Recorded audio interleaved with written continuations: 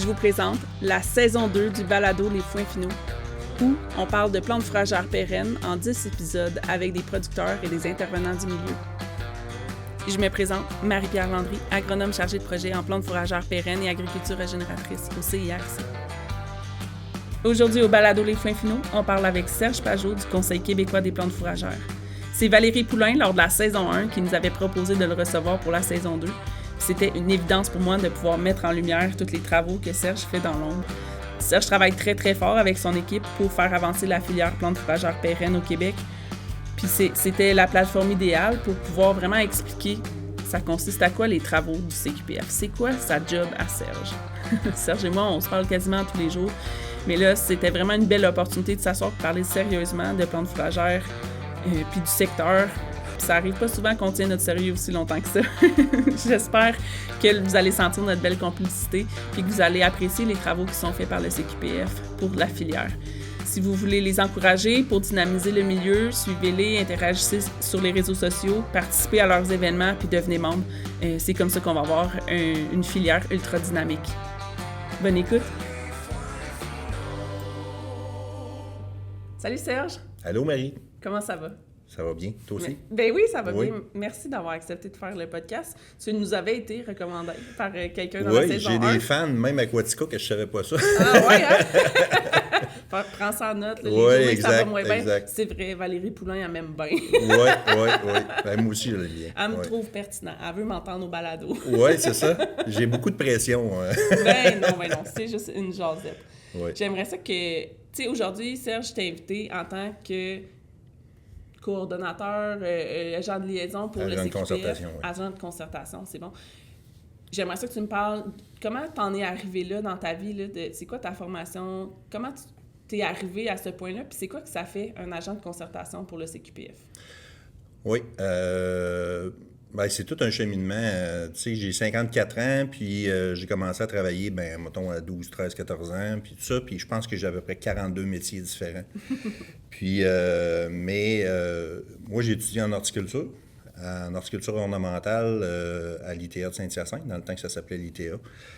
Puis, je voulais travailler là-dedans. Puis, donc, j'ai travaillé quand même 25 ans en horticulture ornementale. Puis, autant comme paysagiste sur le plancher des vaches, même s'il n'y avait pas de vaches en horticulture. Pas grand vache avec les fleurs. Oui, exactement, avec les fleurs. Puis, mais j'ai longtemps été du côté des fournisseurs de produits pour les paysagistes, les centres jardins, les architectes, les golfs et tout ça. Donc, ça, c'est mon cheminement. Puis, à un moment donné, moi, j'aime beaucoup l'agriculture. Donc, à un moment donné, j'ai commencé à faire de l'agriculture je faisais de la production d'ail. J'ai fait ça pendant 7 ans. Puis, là, je suis comme tombé dans le côté... Je suis un petit peu ambitieux. Moins qu'avant, mais je suis quand même pas mal d'ambition. Puis je me suis ramassé au bout de 2 ans à être le président et le directeur de l'association Ail Québec, en plus de produire de l'ail. Donc, j'ai fait ça pendant 4 ans. Donc là, j'ai commencé à connaître le côté coordination, puis concertation, puis développement du secteur et tout ça. Représenter une filière. Représenter une filière, exactement. Ouais. Puis...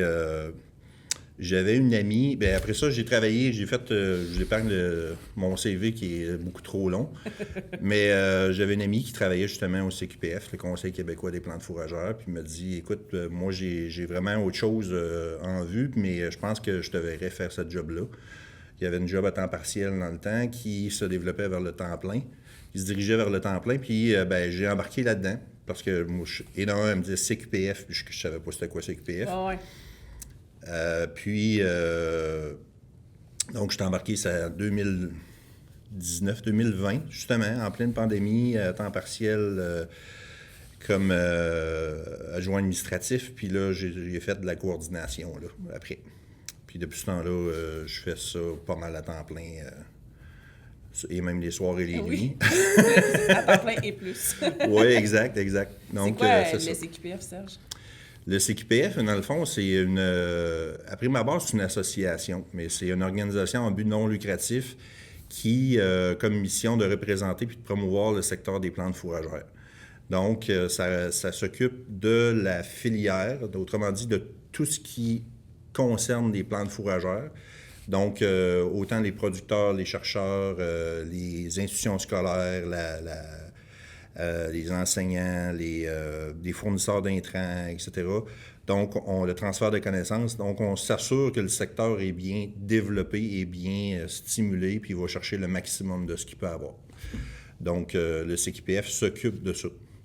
Donc, c'est une organisation qui existe depuis 1987, quand même. Donc, c'est drôle parce que le CQPF, ça existe depuis 37 ans. Puis encore, il y a beaucoup de gens qui ne connaissent pas le Conseil québécois des plantes fourragères. Donc, à la blague, on dit, Cynthia puis moi, qui est ma collègue, que c'est parfait parce qu'on a encore du travail pour plusieurs années. Donc, puis même, j'ai sorti une autre petite blague la semaine passée qui disait on fait juste le dire à 2-3 personnes par année pour être sûr qu'on ait notre job le plus longtemps possible. Mais là, je t'annonce, avec le balado, ça va être une couple de plus. Oui, exact. Ouais, c'est bon. Puis, c'est quoi vos projets ces temps-ci? Tu sais, concrètement, là, dans les dernières années, c'est quoi que ça a fait, le CQPF, pour la filière? Pour la filière, c'est beaucoup des projets qui sont structurants. C'est beaucoup des... puis là, mon amie Huguette, si elle écoute le balado, elle va être contente parce que elle m'a répété souvent qu'il fallait faire des projets structurants. Dans le fond, des projets structurants, c'est des projets qui fait que la filière va bien fonctionner, va avoir ce qu'elle doit avoir comme données, comme structure, comme ressources en place pour que le secteur se développe à pleine capacité. Donc, c'est ça, on a beaucoup de projets comme ça. Donc là, présentement, justement, aujourd'hui, j'ai reçu le plan stratégique sectoriel pour les 5 prochaines années. On vient tout juste de terminer ça avec le groupe AGECO. Et plusieurs personnes du secteur fourrager, on a parlé possiblement à 30 ou 40 personnes / organisations pour faire ce projet-là. Dans le fond, on veut s'assurer que ce qui est indiqué dans ce plan-là, qui est un document officiel et formel, bien, que ça représente ce que le secteur a besoin pour les 5 prochaines années. Donc ça, c'est un document quand même important. Puis on vient tout juste de finaliser ça, ce projet-là. Ça donne des bons alignements là, pour ça sur quoi toute l'industrie a travaillé. Là. Oui, exact. Pas juste le CQPF. Ouais. Non, effectivement, c'est ça qu'on se fait souvent appeler le monstre à deux têtes, le CQPF, parce qu'on est une association. Mais cette association-là s'occupe de développer et de représenter la filière. Donc, on a comme deux lignes directrices, mais en même temps, ça se tient tellement proche l'un de l'autre.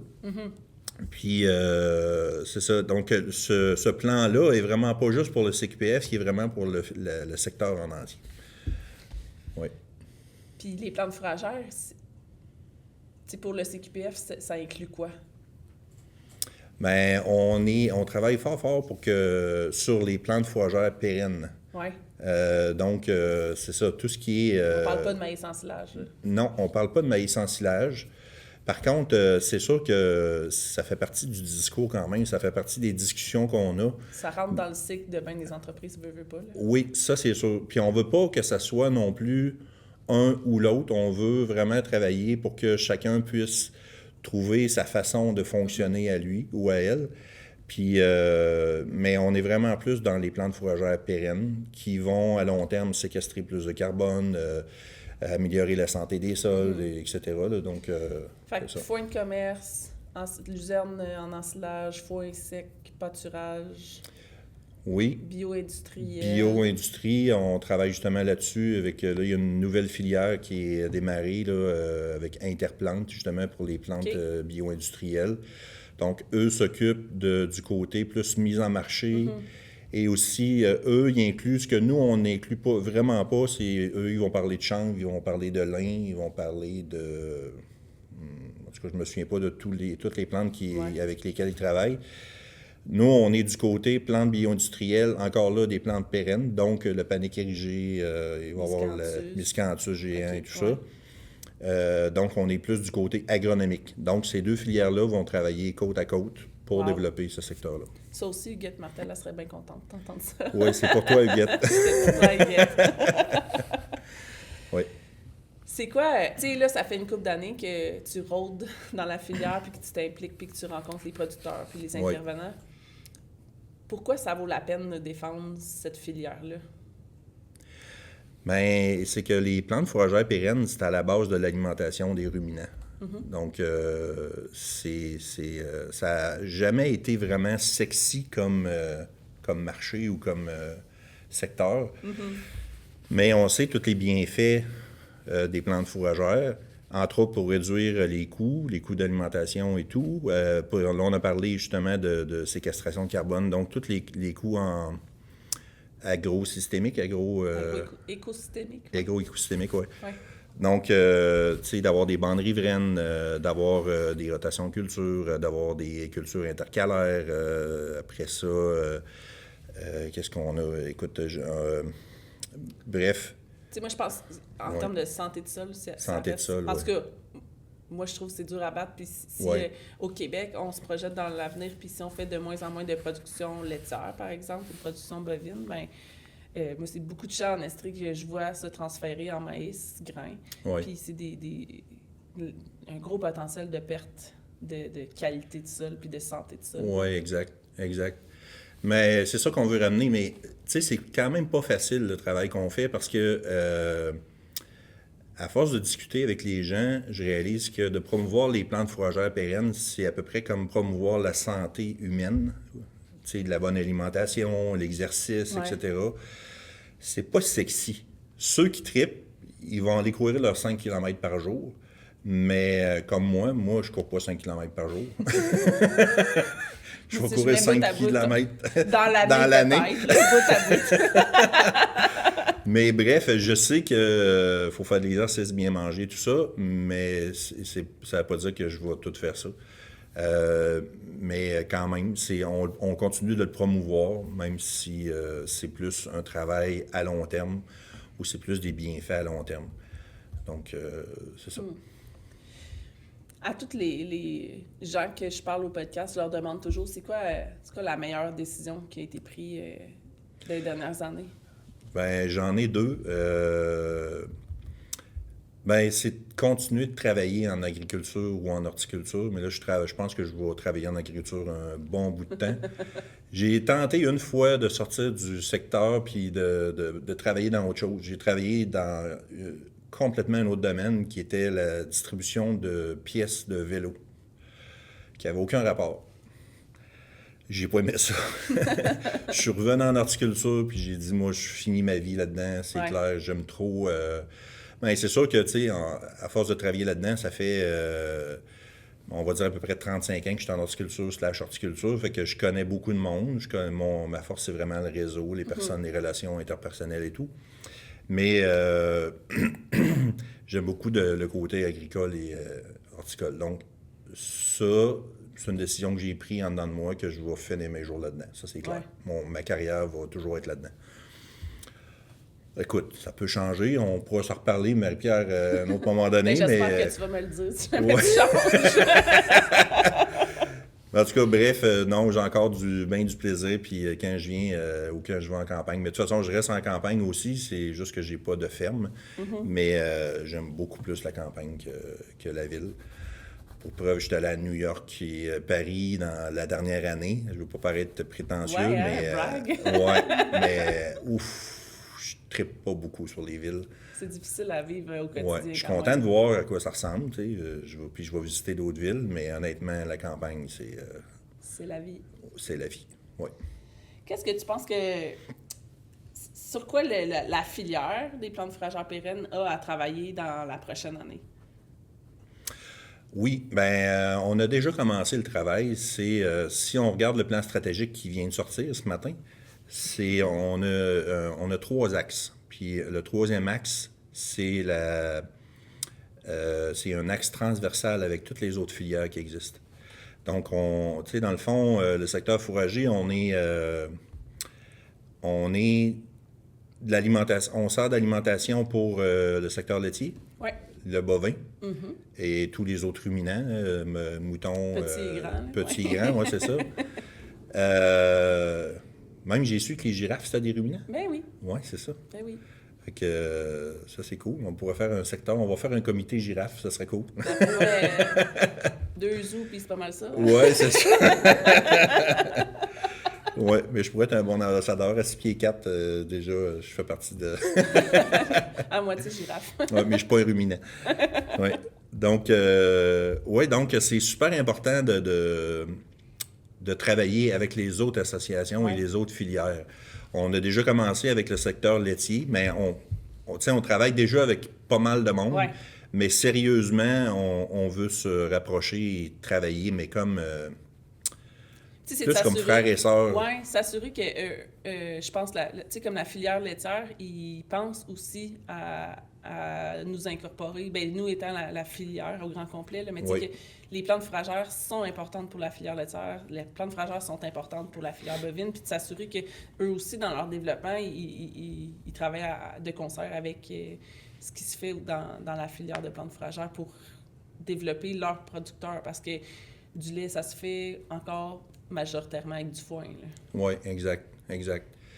Puis, c'est ça. Puis, on ne veut pas, le CQPF, c'est une petite organisation, mais on bouge énormément. Quand je fais les rapports de fin d'année, honnêtement, je suis tout le temps étonné du nombre de projets puis du nombre de tâches ou d'actions qu'on a faites.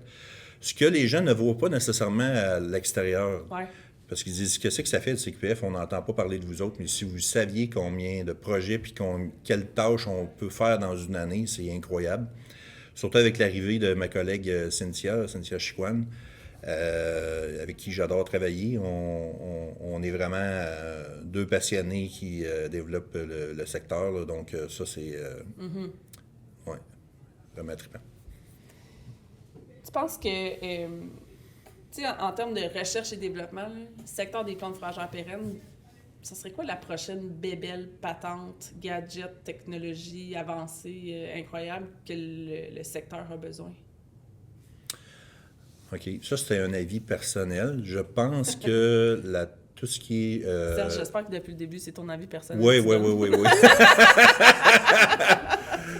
Oui, ben c'est parce que j'ai pas fait de consensus là-dessus. Mais honnêtement, tu sais, de la vue par les satellites, là. Oui. Il y a un nom pour ça, je me souviens pas. Là, L'imagerie satellite. L'imagerie satellite. Ouais. Je pense qu'on aurait intérêt à s'en servir. Entre autres, justement, hier, on n'arrête pas d'avoir des bonnes nouvelles. Ça n'arrête pas de bien aller. Hier, on a eu hier matin la réponse du ministère de l'Agriculture qui nous finance un projet sur la catégorisation des plantes fourragères sur un territoire. Donc, ça va être le territoire de la MRC de Drummondville. Puis, justement, ça va être en collaboration avec, entre autres, Agrinova et Logiag, entre autres, et la MRC de Drummondville. Puis, on va tenter d'utiliser justement des outils qui existent, dont ça, l'imagerie des satellites et tout ça. Donc, ça, je pense que ça nous aiderait à avoir des données, beaucoup plus de données fiables. Puis, étant donné qu'on n'a pas de ressources non plus, tu sais, de plus en plus, les entreprises, les organisations ont de la misère à avoir des ressources. Puis fait que les ressources qui existent, qui travaillent, sont très sollicitées. Donc, il faut avoir des outils comme ça qui vont nous aider. Oui, avec de l'intelligence artificielle, puis d'essayer d'aller tirer les chiffres de ça. Moi, une fois, avec l'imagerie satellite, j'ai pu trouver les dates de fauche d'une ferme il y a 15 ans. Wow! Oui, juste avec les gros changements de biomasse. Évidemment que c'était pas précis à la journée même, là, mais je pouvais te dire que en dedans de 10 jours, il y avait eu un gros changement en termes de biomasse. Puis j'étais allée voir comme l'historique météo, comme il avait fait beau du jeudi jusqu'au samedi. Je me doutais que le jeudi ou le vendredi, il y avait quelque chose qui avait fauché, là, tu sais. Probablement le jeudi. Puis l'imagerie satellite du mardi d'après avait démontré un gros changement. Fait que j'ai dit, c'était pas encore d'un projet de recherche. Je me dis, si tu veux, à 2 jours près, c'est assez précis. Puis on a pu déterminer c'est à quelle date que la fauche avait été faite. Tu sais, là, c'était un champ, puis avec mes yeux, à regarder les images. Mais l'intelligence artificielle va clairement être capable de faire ça, juste sur les prises de données, les rendements, les parcelles. Je voulais justement sauter sur les rendements. Tu disais les nouvelles bébelles. C'est parce qu'il existe déjà il existe déjà des technologies. Il faut juste réussir à s'en servir. Tout ce qui est capteur de rendement et calcul de rendement, il faut s'assurer qu'on les utilise pour, après ça, avoir des données qu'on va pouvoir extrapoler, puis s'analyser, se comparer et tout ça. Ça, c'est super intéressant. Puis c'est pas juste parce que c'est le secteur agricole qui veut pas s'en servir, c'est juste que les humains, on a des habitudes de travail, puis on dit, c'est quand même complexe à apprendre. Puis, mettons, si on essaie d'apprendre mettons, les céréales, fait que, comme du maïs grain, bien, il y en a beaucoup des producteurs qui ont un capteur de rendement sur la batteuse, mais toute la gang vont dire « Ah, il est pas bien calibré. Ah, ben, comme ça donne bien trop de données, puis j'ai pas le temps de faire sortir ce que j'ai besoin. » Fait que, il y a l'aspect aller chercher de la donnée, puis après ça, analyser la donnée. Puis je pense que là-dessus, dans tous les domaines de l'agricole, c'est beaucoup ça. Je pense que, avec les robots dans les étables, puis on a beaucoup, beaucoup de données. Puis là, c'est trop de données. Là. C'est comme un gros flot de données, puis on n'a pas les outils pour les gérer, puis pouvoir les analyser, puis avoir des alertes au bon moment. À mon avis, là-dessus, en production fourragère, on manque de capteurs, on manque de données, puis on manque d'outils pour comprendre ces données-là. Puis est-ce qu'on manque de conseillers aussi pour interpréter tout ça? Ben oui, définitivement. Je pense que des conseillers en maraîcher, puis des conseillers en grande culture, puis des gens qui vont faire de la formulation, il y en a beaucoup, beaucoup. Des gens qui connaissent très, très bien le secteur des plantes fourragères pérennes. Il y en a quelques-uns par organisation. Puis on espère qu'il y en a qu'il y en a au moins un par région. Il y a des régions qui sont mieux que d'autres, mais des fois, quand tu parles avec des gens de la Montérégie, des représentants, mettons, ou des conseillers de club, mais nous autres, c'est vraiment beaucoup de la grande culture. Fait que tous les hybrides de maïs, ils connaissent, mais commencent pas à parler de luzerne. Ou OK, la luzerne, ça va, mais là, toutes les autres graminées, là... Casse-moi pas le basic avec ça, là.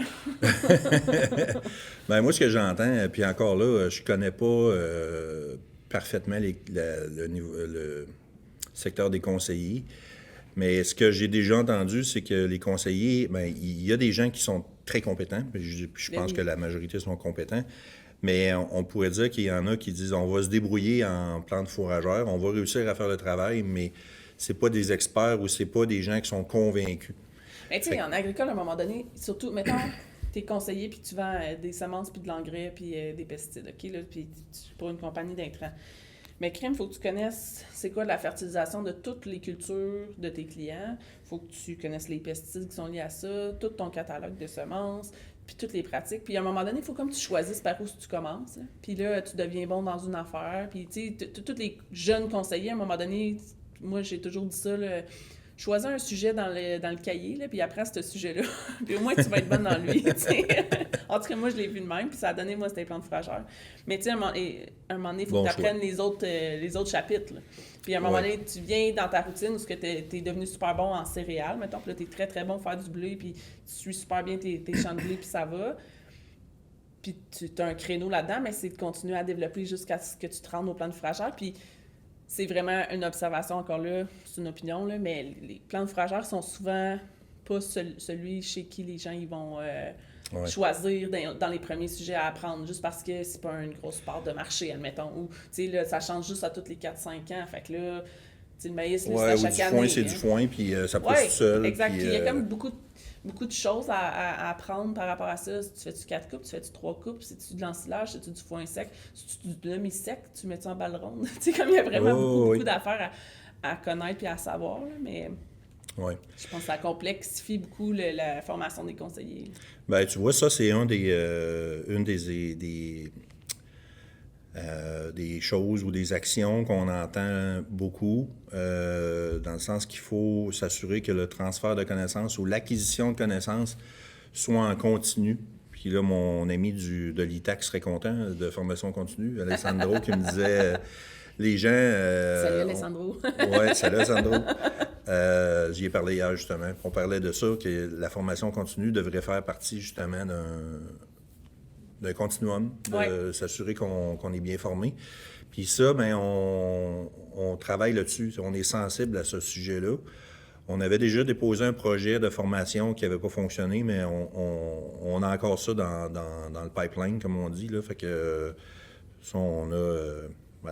t'en es une actrice même avec l'Académie des pâturages qui va avoir lieu cette année. Bien, en tout cas, on espère. C'est sûr. Puis la caravane des pâturages, donc ça aussi, c'est là pour...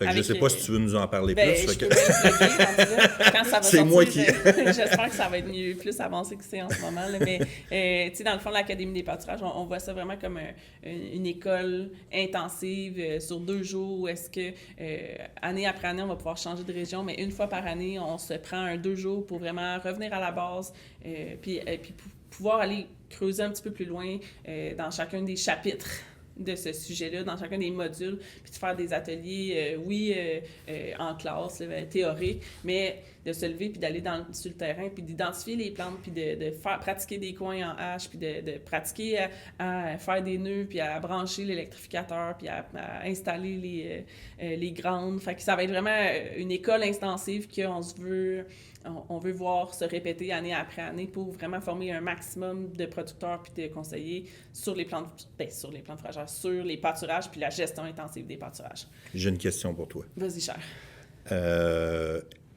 Parce que souvent, quand on parle de formation, on se bute à « il y a des débutants et il y a des experts ». Comment on fait pour rejoindre tous ces gens-là sans avoir de frustration ou de se sentir exclu?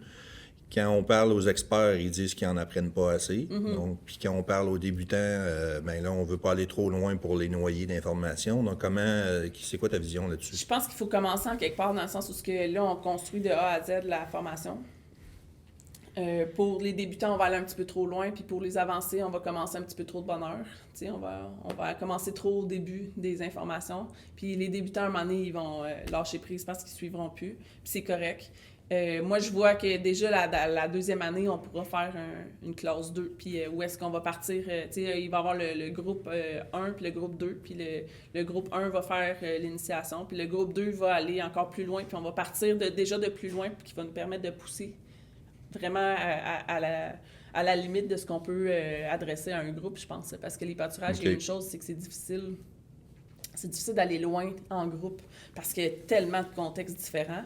Puis combien de rotations tu fais. Puis là, chez vous, es-tu loin de la grange? Es-tu pas loin de la grange? C'est-tu des torts tu soignes, des vaches à lait ou des Highlands ou bien un groupe de charolais? Là? On sait pas, là, tu sais, c'est tellement différent. Puis l'objectif, c'est que l'Académie rassemble tous ces gens-là, mais qu'elle évolue dans le temps pour que les producteurs et les conseillers aient le goût d'aller creuser encore plus loin que l'année d'avant, puis de continuer à avancer un petit peu plus loin. Puis s'il y a un sujet qui sont comme avec ça, j'avais appris beaucoup, mais finalement, j'ai rien retenu. Un mois après, je me souvenais plus de rien. Ils retournent le faire, puis c'est pas grave. Puis ça soit vraiment à leur rythme, puis que le contenu se bâtisse au fil des ans, puis qu'on ait une école ultra complexe, là, à la limite. Là, puis que les ateliers pourront se présenter en petits morceaux, là, en petites bouchées dans d'autres événements, mais que lors de cet événement-là, ça se présente de A à Z, puis de ramener aussi tous les débutants sur le même niveau pour que le reste de l'année, ils peuvent suivre des formations encore plus poussées. Là. C'est de même que je le vois, c'est de même que ça va se faire, je sais pas, mais je pense que il faut répondre à ces producteurs-là qui veulent plus d'informations, définitivement, mais en plus petits groupes, je pense qu'on va être capable de pousser très loin. Là. Puis on sait que les producteurs aiment beaucoup apprendre entre eux. Ouais. On appelle ça le peer-to-peer, là, de poire à poire, c'est ça? De poire à poire. Non, de pair à pair, c'est du co-développement. Moi, est-ce que ça va être dans ce sens-là? Il va-tu avoir des producteurs qui vont... Il faut. Moi, je trouve que les producteurs qui se disent plus expérimentés puis qui...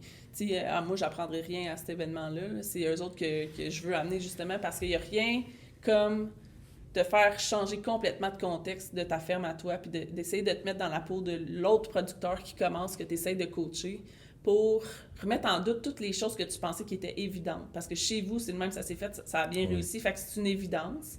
Puis quand tu te mets dans le contexte de l'autre, ben crème, lui, il peut pas faire sa mangeoire de même parce qu'il est tout le temps tout seul. Fait que là, il n'y a pas personne pour ouvrir la porte. Fait qu'il peut pas rentrer en tracteur. Fait que là, comment est-ce qu'il va soigner ses vaches finalement? Fait que c'est de se mettre dans la peau de l'autre. Ça vient tellement chambouler ta façon de penser que quand tu retournes à la ferme, bien, ça te permet de remettre en doute des choses très de base que tu pensais très banales, complètement acquises. Puis là, tu dis, hey, crime, depuis 15 ans que je fais ça de cette façon-là. Puis finalement, quand je regarde ça, bien, c'est telle autre option ou telle autre option. Puis juste de faire changer son cerveau, comment il réfléchit, puis d'avoir coaché puis mentoré quelqu'un qui commence, je pense que ça ça permet aux producteurs plus expérimentés soit de valider les décisions qu'ils ont prises ou de s'assurer, tu sais, de se questionner. Est-ce que les décisions que je prends depuis 10 ans sont-tu bonnes? Je les prenais-tu pour la bonne raison? Puis je pourrais-tu encore m'améliorer là-dessus? Parce qu'à un moment donné, ça fait beaucoup de choses à prendre en décision, je pense, quand tu es un producteur. Puis tu prends des petits raccourcis, puis il faut que tu en prennes. Mais à un moment donné, c'est de retourner à ces raccourcis-là, puis de s'assurer que c'était le bon raccourci, finalement. Là, t'sais. On a eu la chance de recevoir Greg Judy le 22 novembre à Quaticook. Est-ce que ça aussi, c'est une façon intéressante? Dans le fond, la réponse est oui, là, mais... Ça serait plate parce qu'il est plate. Mais ce que je veux dire, c'est que justement, c'est oui, de pair en pair, on peut se former, mais je pense aux experts qui sont dans ce secteur-là ou dans d'autres secteurs, qu'est-ce qu'ils veulent avoir? Puis là, mon idée, c'est justement d'aller chercher des experts qui sont, ben oui, on peut en trouver, au Québec, il y en a plein, mais il peut y avoir des experts au Canada, il peut y avoir des experts en Ontario, aux États-Unis, en Europe.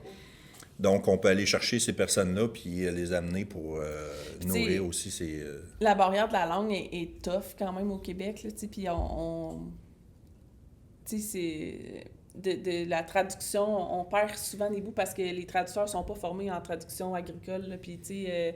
des jokes de farmer, là, ça se traduit mal. Là, ça, je te l'annonce. Pour avoir essayé une couple de fois. Là.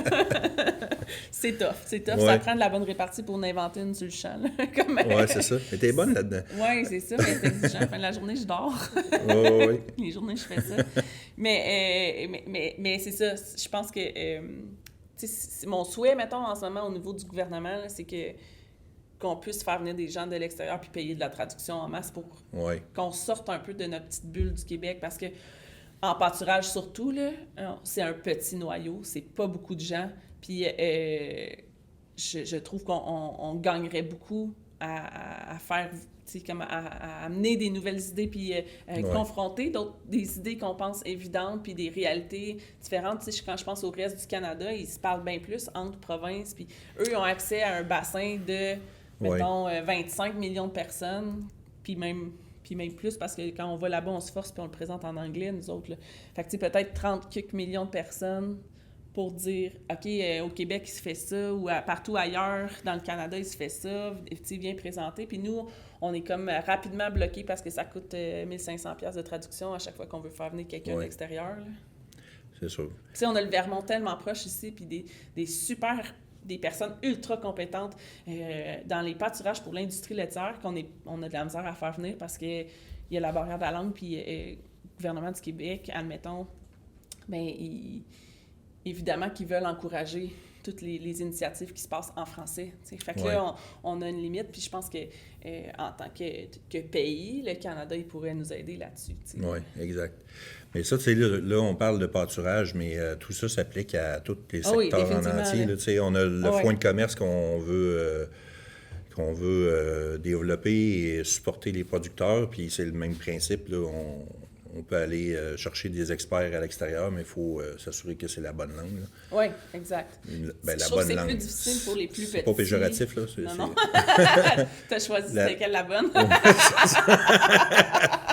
La langue dont les gens comprennent... Je trouve que, mettons, le pâturage, le fonds de commerce, c'est comme tellement des petits milieux qu'on fait le tour vite de les gens qui connaissent ça, tu sais. Oui. Fait que ça a encore plus un grand besoin d'aller voir à l'extérieur. Tu sais, si on veut, au Québec, des experts en production laitière, là, il y en a un tonne. le catalogue de l'Ordre des agronomes, là, divise-le en deux, puis... c'est ça, là, c'est l'industrie laitière. C'est les spécialistes en production laitière. Fait que, attends une minute, là, je dis pas qu'ils gagneraient pas eux aussi, mais eux, ils ont beaucoup de gens à faire parler aussi. Oui, effectivement. Puis... Encore là, c'est une opinion. Oui, c'est ça.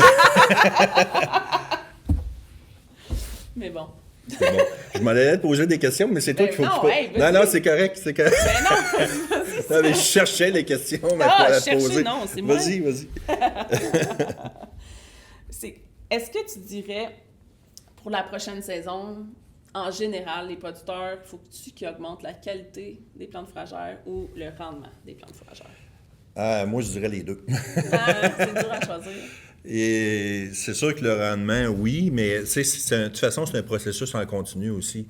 C'est pas parce que tu as appris comment faire ou que tu as eu des trucs que ça va changer du jour au lendemain. Je pense que ça se fait en nombre d'années. Mais pour avoir vu des différents types de foin de plusieurs producteurs, je voyais, waouh, il y a vraiment encore de la formation à donner pour la qualité du foin. Ouais. Puis quand on arrive chez des gens, puis j'ai aucun préjugé, là, j'ai pas de jugement là-dedans, là, mais quand on dit OK, puis c'est quoi ton rendement? Il dit c'est 2,5 tonnes à l'hectare. Tu dis oh, OK, il y a un potentiel de transfert de connaissances ici, là. Ah ouais. Fait que. Puis souvent, 2,5 tonnes à l'hectare, il ne sait pas qu'il fait 2,5 tonnes à l'hectare. Oui, exact, exact. Ouais. Donc, c'est ça. Je pense qu'il y a les deux à travailler là-dessus. Puis ça dépend du marché aussi que tu veux viser. T'sais, si on parle qualité, c'est sûr que ça vise tous les secteurs, mais qualité, je pense tout de suite au foin de commerce. Oui, c'est pas la même qualité qui est requise, mais du tout. Mais il y a des qualités dans le foin de commerce aussi, tu sais. Oui, exact. Puis honnêtement, quand tu vois du foin de qualité, c'est tellement trippant. Tu rentres dans une bâtisse, puis là, tu vois le foin, puis tu dis « Wow! Hey, ça n'a rien à voir avec ce que je connaissais. » là. Fait que c'est ça. Mais il y a quand même... Ça a l'air de rien, parce que souvent, même quand je parlais que j'étais dans l'ail avant, puis pour moi, avant de rentrer dans le secteur de l'ail, c'est de l'ail, c'est de l'ail. Puis là, tu arrives dans le foin, puis du foin, c'est du foin, puis c'est pas en tout vrai, là. Fait que quand tu commences à voir la différence dans tout ça, puis de voir les marchés qui s'accrochent à ça, c'est vraiment intéressant. Parce que c'est quand même profitable de faire du foin. On s'entend que, tu sais, on n'est pas dans le secteur pharmaceutique, mais il y a quand même de l'argent à faire, tu sais, à faire du foin. C'est rentable, c'est profitable. Je pense qu'il y a des années plus tough que d'autres, comme dans bien des affaires. Oui, ça, c'est sûr, exact. Puis, c'est ça. Tu sais, si c'était facile, de toute façon, tout le monde serait là-dedans. Oui, puis ça serait plus rentable. Non, exact. Je pense que moi, ce qui me dérange tout le temps un peu, c'est quand on parle de qualité, puis le producteur est comme, ben là, je fauche quand il fait beau, that's it, tu sais. Puis je suis comme, je trouve que c'est une réponse facile. Je trouve que, tout le monde rentre dans un objectif. Je pense que les bons producteurs, ils se mettent tout le temps comme un objectif. Puis ils disent, j'aimerais ça faucher entre telle puis telle valeur nutritive. Puis s'il y a une belle fenêtre de beau temps un peu avant ou un peu après, ça aide à choisir. T'sais, à quel point je suis proche de mon objectif, au final. Puis si tu n'en as pas d'objectif, puis tu fais juste comme j'attends la belle fenêtre de beau temps, les chances sont que tu vas passer tout droit bien des fois. Là, puis tu vas te ramasser avec de quoi qui est correct sans plus quand tu aurais eu une méchante belle opportunité de le faire la semaine d'avant, puis que tu l'as pas pris parce que... Dans le fond, c'est pas parce que il annonçait 3 jours de beau temps au lieu de 4, là, mettons, là, tu sais, fait que... Oui. Je pense que ça, c'est une réponse qui, moi, elle me décourage beaucoup, là, quand j'entends ça, je suis comme, mais là... C'est vrai que c'est tough, puis c'est vrai qu'il fait pas beau tout le temps, puis c'est de plus en plus dur, je trouve, d'avoir des belles fenêtres de fauche, là. Oui. Mais à un moment donné, si t'as pas d'objectif, c'est pessimiste au départ, là. T'es comme... t'abandonnes déjà, là. C'est sûr. Puis là, ben les rendements... Je le demande tout le temps. À chaque balado que je parle avec un producteur, c'est quoi les rendements. Puis à chaque fois, ils sont comme, ben là, j'ai pas de technique. À chaque fois, avant l'entrevue, là, ils me disent tout le temps comme, ben là, j'ai pas une technique full officielle. Puis là, je suis comme, personne n'a de technique full officielle. Oui, c'est ça. Mais tu sais que parce qu'on a un projet mesuré pour s'améliorer, là, qui est mesurer les rendements. Puis, tu sais, on va vers la technologie parce que veut pas, on veut utiliser des systèmes qui existent et tout ça. Mais un calepin, une calculatrice, une balance. Puis encore là, tu sais. Tu comprends? Hein? Tu pèses ta balle, puis j'en ai combien, puis ton taux d'humidité, puis voilà, tu es capable de compter tes choses. Là. Fait que c'est juste qu'il faut prendre le temps de le faire, puis même moi, je fais du travail de bureau, puis il y a bien des affaires que je pourrais faire sur mon ordi, puis que je fais pas parce que ça me tente pas, puis que j'ai toujours fonctionné comme ça. Fait que on est comme ça, les humains, tu sais. Fait que... Mais soit dit en passant, je fais du travail de bureau, mais je me déplace aussi. Quand même. Je vais, c'est ça, puis j'essaie de rencontrer le plus de gens possible. Ça, c'est un défi. Il y a quand même beaucoup de gens à rencontrer, puis ben aussi, on n'a pas un budget de fou là, pour dire « Serge, j'en vais sur la route pour rencontrer 250 producteurs, tout ça. » Donc, on choisit nos batailles, là, mais c'est ça. Comment tu trouves... Est-ce que c'est un défi de rejoindre le producteur? Comment tu trouves ça? Oui, parce qu'il ne sait pas... et d'un, les producteurs sont sur le plancher des vaches. Il n'y a pas d'autre expression que ça. Puis, faut réussir à démontrer qu'on est là pour une cause, puis qu'on est là pour apporter des choses aux gens. Ouais. Puis, je pense que c'est là notre défi et enjeu, entre autres au CQPF, c'est qu'on ne réussit pas à montrer clairement qu'est-ce qu'on apporte aux gens. Fait que c'est là qu'ils disent CQPF, ça fait quoi dans la vie, puis qu'est-ce que ça me rapporte moi. Ouais. Fait que, mais dans l'ensemble, on rapporte au secteur. Puis avec tout ce qu'on fait, c'est sûr qu'on rapporte. Oui. Il y a des choses que les des fois, producteurs c'est dans l'ombre, probablement. Là, ouais, dans l'ombre ou à haut niveau. Tu sais, le ministère va mettre, exemple, dans le programme productivité végétale, va rajouter des types de machinerie, par exemple, pour le foin. Bien, ça, c'est le CQPF qui a fait du lobbying dans le temps pour réussir à faire ça. Là, on va être rendu à parler de séchoir ou de système de séchage de foin. Là, ça va être notre prochaine étape pour mettre ça dans le programme productivité végétale. Ouais. Les entrepôts aussi, on aimerait ça. Fait que c'est du travail qu'on fait, ça. C'est nous qui faisons ça. Là. Ouais. Donc, c'est sûr que le producteur ou d'autres personnes, des conseillers, ne le voient pas. Ils ne voient pas qu'est-ce qu'on fait. Mais nous, on sait. Moi, je peux vous dire, là, je travaille à temps plein là-dessus. Ouais. Donc, c'est ça. Je trouve que les producteurs agricoles ces temps-ci, depuis une couple d'années évidemment, là, mais ils n'ont plein leurs shorts. Là. Puis c'est difficile qu'ils se sentent concernés puis qu'ils voient l'avantage de ce qu'on peut comme la filière au complet, là, ce qu'on peut faire pour eux puis les aider. Puis c'est ce que moi je trouve de plus en plus difficile là, de faire. Tu sais, à un moment donné, j'ai pas le goût de te supplier là, que je t'aide. Tu sais, je veux pas me mettre à genoux pour dire allez, je vais t'aider, s'il te plaît, laisse-moi t'aider. Tu sais, ça c'est moins le fun. Fait que je souhaite ça pour la filière au complet, là, qu'on puisse. Bien, moi, je vois un changement quand même dans ce qui se passe. C'est sûr que, tu sais, ce que je dis souvent, c'est que le CQPF existe depuis 1987. Il y a beaucoup de gens qui ont travaillé fort depuis ce temps-là. Ben oui. Mais puis peut-être qu'il s'est passé des périodes où il y avait des momentum, mais je pense que présentement, en 2024-2025, il y a un momentum pour les plans de fourrageurs. Ouais. Puis on est en train de le vivre, de voir ça. Puis c'est possiblement à cause du travail qui a été fait en amont aussi qu'on est arrivé là. Fait que, tu sais, on a des beaux projets à faire soulever, puis tout ça. Puis on est vraiment bien vu et bienvenu par les autres associations aussi ou les autres organisations. Fait que c'est là où est-ce qu'on peut faire la différence, moi, je pense. Non, définitivement. Tu as raison, c'est un bon point. Oui. T'as-tu des choses que tu veux ajouter, Serge?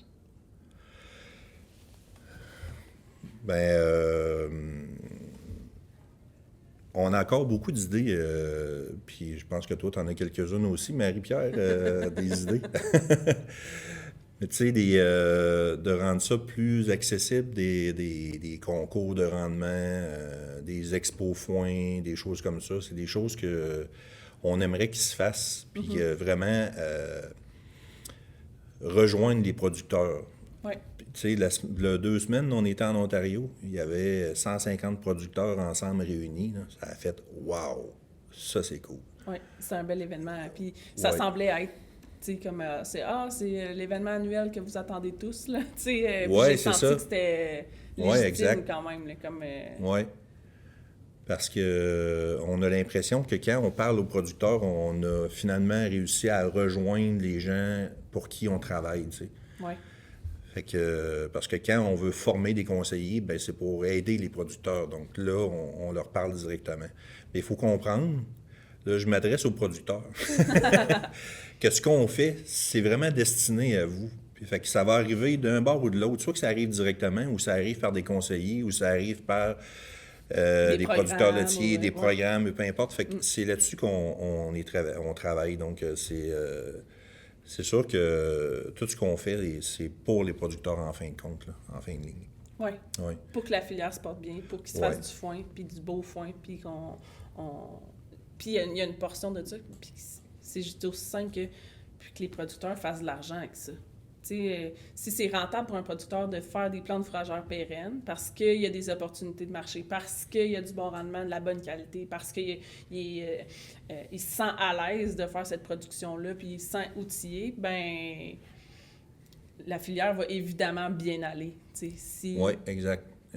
Si les producteurs en ont pour leur argent, puis c'est rentable pour eux de le faire. Oui.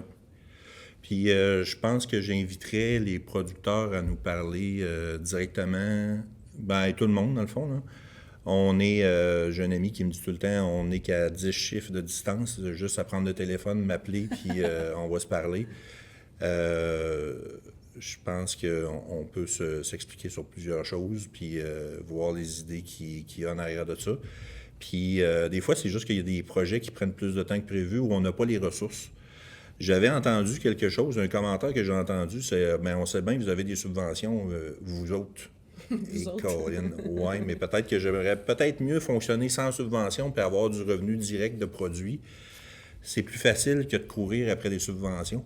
Puis d'attendre après, des fois, parce qu'il y a des bouts qui ont se fait annoncer des subventions, puis on attend en maudit avant qu'ils sortent. Oui, exact. Mais mis à part ça, merci MAPAC de nous aider. On est très heureux. On reçoit vraiment un bon support, autant au niveau... parce que moi, régional, j'ai vraiment un bon support, puis c'est clair. Provincial aussi. Oui. Ouais. Il y a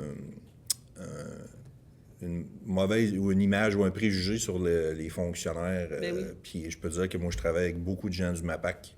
Puis on est très bien supportés, puis il y a du monde qui travaille fort là-dedans. Oui, ça reste une grosse machine, puis beaucoup de gens qui prennent des décisions là-dedans, puis que des fois, ça va pas à la vitesse que nous, on voudrait que ça aille, puis des fois, ça va pas dans les enlignements que nous, on pensait que ça s'en irait, mais au final, les humains qui sont là pour nous supporter, ils travaillent fort pour nous. C'est des très bonnes personnes. Oui. Oui, certain. Puis tu sais... Cette semaine, j'ai déposé un document sur AgriRéseau. J'ai déposé. Catherine a déposé pour moi. Merci, Catherine. Merci, Catherine. Mes petites abeilles qui travaillent très fort pour moi.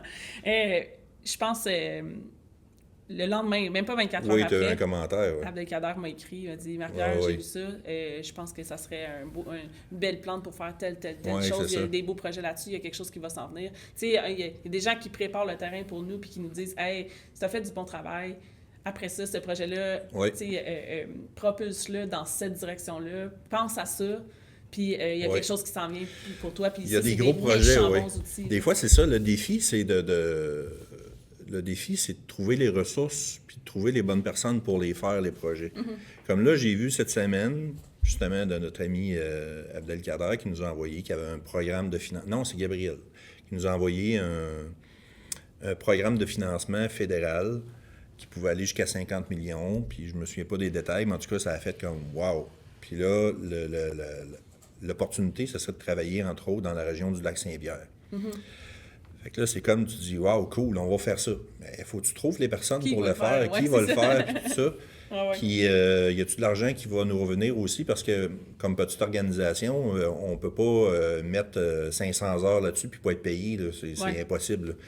Donc, c'est un gros défi quand même. Puis, en tout cas, il y a plein d'idées comme ça. Il y a Dominique qui était venu me voir aussi pour une idée. Là, puis, j'ai essayé de voir comment on le ferait, mais...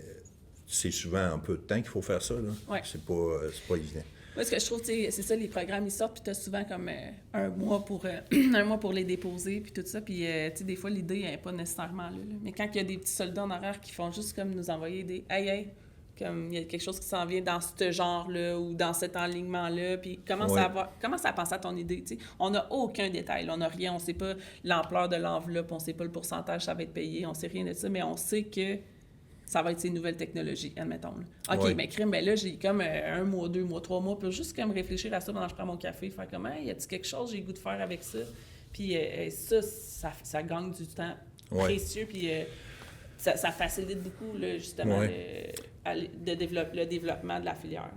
Bien, c'est là puis là, je vais parler pour nous autres encore, c'est là que c'est vraiment important d'être... concerté, préparé, structuré pour penser à ces idées-là.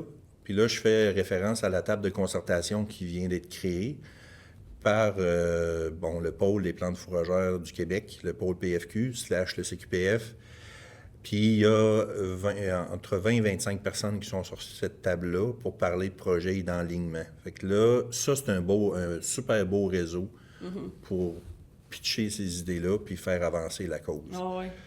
Puis ça, tu as des producteurs, des conseillers de première ligne, conseillers de deuxième ligne, des chercheurs, des gens d'association. Avec ça, là, on avance. Ça va être vraiment une belle organisation. C'est comme un accélérateur un peu. Oui, exact. Puis ça, j'ai été surpris d'apprendre que la table de concertation / pôle des plantes fourragères a été discutée la première fois en 2012. On vient de faire la table de concertation en 2024. Fait que des fois, c'est long. Ah ouais. Des fois, il y a d'autres priorités, puis finalement, il y a quelque chose qui se place, puis ça prend... Oui, c'est ça. Comme d'autres temps, puis ça se met pas... Puis c'est pas une urgence, fait qu'on le fait pas nécessairement, mais c'est tellement important. Oui, c'est important. Mais bref, non, c'est ça. Il n'y a pas de quoi s'ennuyer dans le secteur des plantes fourragères. Merci Serge de travailler si fort au niveau provincial pour les plantes fourragères. Moi, je dis tout le temps que Serge, il fait ma job, mais à grandeur du Québec. Moi, j'ai déjà un grand territoire, mais toi, le tien est encore plus grand. Oui, mais c'est un travail d'équipe. Je pense que je le vois comme ça depuis le début. C'est qu'il faut réussir à travailler avec tous les gens qui sont là, puis d'utiliser la force de chacun. J'essaie vraiment d'être j'essaie de trouver l'image là, d'un gardien, d'un phare, ou d'être vraiment la personne qui va trouver les bonnes ressources à bonne place. Là. J'y arrive pas tout le temps, mais souvent, on réussit à trouver des bonnes personnes qui sont passionnées. Il faut. Merci vraiment beaucoup de ton temps, Serge. Ça fait plaisir, j'ai beaucoup apprécié. Bien, pareillement, tu sais que j'aime bien ça quand on se jase. Quand tu veux. Tout ça grâce à Valérie. Merci beaucoup, Valérie. Merci, Val, de l'avoir proposé. Valérie Poulain de la saison 1. Oui. On finit dessus. As-tu une personne que tu penses en serait pertinent? Oui, j'ai une personne, j'ai pas cherché bien loin, Alphonse Pittet. Oui. Alphonse Pittet, pour moi, c'est un grand sage. Puis j'ai beaucoup aimé travailler avec Alphonse. Il était président du CQPF pendant, je me trompe pas, il me semble que c'est 8 ans ou 12 ans, je me souviens pas. J'avais en tête 8 ans, oui. Puis moi, je suis un sanguin. Je suis un sanguin de nature. Je peux m'emporter rapidement. Fait que cela a l'avantage que je peux être un cheval de course, mais ça peut s'essouffler, ça peut prendre les morts aux naîtres trop rapidement. Puis Alphonse, c'est un gars, c'est une personne calme, posé, qui est très réfléchie. Ouais. Puis honnêtement, une fois, il m'a surpris même parce qu'on avait une rencontre comme une année avant. Puis il a réussi à dire, ben oui, l'année passée, on avait parlé de ça. Puis ça a comme fait tabarnouche. Fait que c'est une super personne, Alphonse. Oui, je pense que super ça serait... brillant aussi. Oui, c'est un bon point. Alphonse Pittet, je vais garder pour la saison 2, saison 3 maintenant. Oui, c'est ça va aller vite. Ah oui! Mais, on parle déjà de saison 3, ça c'est bien ça. Pourquoi pas, si ça continue de même. Là. Ah oui, j'aime certain. Ça, moi, jaser de même. Merci de ton temps, Serge, puis ça me fait plaisir. C'est bon. Vous venez d'écouter un épisode de la saison 2 des Foins Finaux, un projet qui a été financé par le ministère de l'Agriculture, des Pêcheries et de l'Alimentation dans le cadre du programme Prime Vert. Merci d'avoir été à l'écoute.